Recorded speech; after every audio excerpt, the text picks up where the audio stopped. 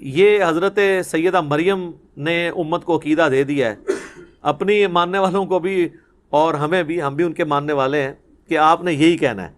کہ اللہ جسے چاہتا ہے بغیر حساب و کتاب کے رزق دیتا ہے۔ آپ جب حضرت زکریا علیہ السلام نے یہ بات سنی نا، سر دیکھیں، ہنالک دعا زکریا ربہ،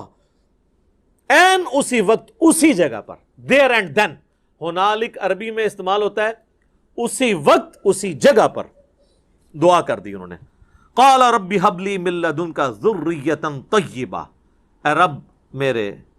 مجھے اپنے پاس سے ایک پاکیزہ اولاد عطا فرما، انک سمیع الدعاء، بے شک تو دعاؤں کا سننے والا ہے۔ سورہ مریم میں تو ڈیٹیل ہے کہ وہ پوری تمہید بناتے ہیں کہ مجھے ایک اولاد چاہیے جو اولاد یعقوب کی وارث بنے، یعنی بنی اسرائیل کی، اور یہ جو میں ہیکل سلیمانی کی دیکھ بھال کر رہا ہوں تو مجھے بھی ایک اپنا ایک گدی نشین آپ سمجھ لیں، خانقاہ نشین، یہ لیکن اللہ کی خانقاہ، جس کے لیے ہم خانقاہ کا لفظ اپنی امت میں دار ارقم، ہم اس اکیڈمی کو دار ارقم کہتے ہیں، کیونکہ نبی علیہ السلام کو جب یہ لوگ کون، جن کی اولادیں آج دین کا کام نہیں ہمیں کرنے دیتی، ان کے آباء و اجداد جب کھلے عام دعوت و تبلیغ نہیں کرنے دیتے تھے تو نبی علیہ السلام دار ارقم میں بیٹھ کے تو لوگوں کو دین سکھایا کرتے تھے۔ اس لیے ہم نے اپنی اس اکیڈمی کا نام دار ارقم رکھا ہوا ہے اس اعتبار سے۔ تو خانقاہ کا لفظ بھی آپ یوز کر سکتے ہیں، لیکن وہ چونکہ اب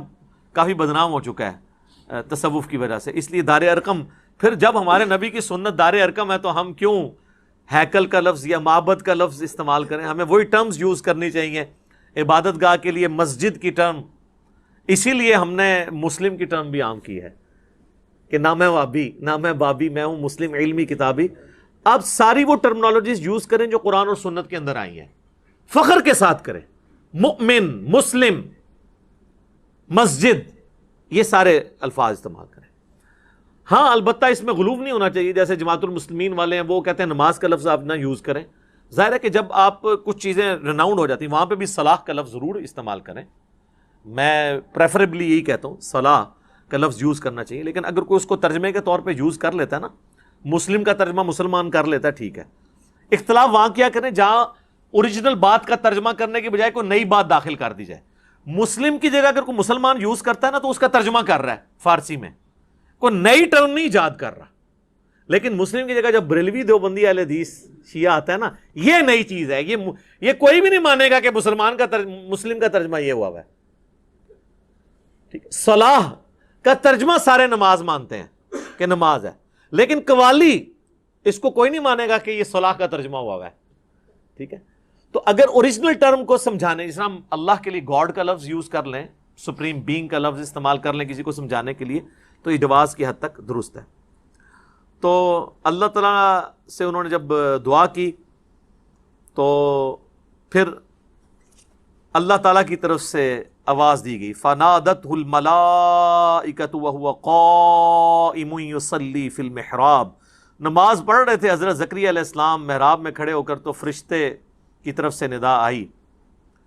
کہ دعا قبول ہوئی ہے اور اس کے اوپر بشارت آ رہی ہے۔ اچھا یہ دعا بھی یاد رکھیں، جس کے ہاں اولاد نہیں اور خصوصاً اولاد نرینہ نہیں ہے تو یہ دعا بڑی کارگر ہے۔ اور دوسرا یہ کہ بالکل مایوسی کے آخری لیول پہ بھی پہنچے ہوں تو اللہ تعالیٰ کے ساتھ دعا والا معاملہ کبھی بھی نہیں توڑنا چاہیے۔ اور حضرت زکریا علیہ السلام کو یہ بات کلک کر گئی کہ وہ اللہ جو بغیر موسمی پھل مریم کو دے سکتا ہے تو مجھے اس بڑھاپے کے اندر اولاد بھی دے سکتا ہے۔ یہ انہوں نے اجتہاد کیا، اس طرح کا اجتہاد کیا کریں، بالکل الٹ اجتہاد نہ کر لیں۔ ان اللہ یبشرک بیحییٰ مصدقا بکلمۃ من اللہ، بے شک اللہ تعالیٰ آپ کو خوشخبری دیتا ہے ایک بچے کی جس کا نام یحییٰ ہوگا۔ اور سورہ مریم میں آتا ہے اس نام کا پہلے کوئی بچہ نہیں تھا، اللہ نے خود نام رکھ دیا، تصدیق کرنے والا ایک اللہ کے خاص کلمے کی۔ ابھی حضرت زکریا کو بھی نہیں پتا کہ یہ کلمہ کون ہوگا، عیسیٰ ابن مریم، کیونکہ وہ تو پیدا نہیں ہوئے۔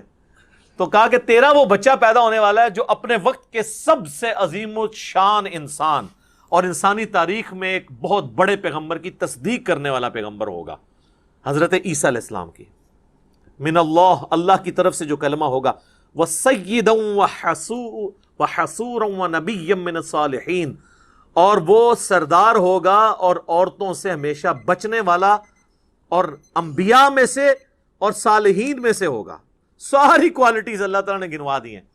عورتوں سے بچنے والا، بعض لوگ اس کو یہ سمجھے کہ شاید وہ کوئی نعوذ باللہ ان میں کوئی مردانہ صفات نہیں تھی، ایسا نہیں ہے، یعنی ان کی ایک کوالٹی تھی کہ وہ دنیا سے بہت زہد کی زندگی تھی ان کی۔ یقین کریں حضرت زکریا علیہ السلام کے اس بیٹے یحییٰ بن زکریا کے اگر آپ واقعات پڑھیں تو انسان پریشان ہو جاتا ہے کہ اتنی چھوٹی عمر میں ان کو اللہ نے کیا دنائی، کیا زہد دیا تھا۔ اسرائیلی روایتوں میں کئی ایک واقعات حضرت یحییٰ علیہ السلام کے بارے میں ملتے ہیں، تو اللہ نے پہلے ہی پریڈکٹ کر دیا، ظاہر غیبی خبر دے دی کہ وہ عورتوں سے بچنے والا اور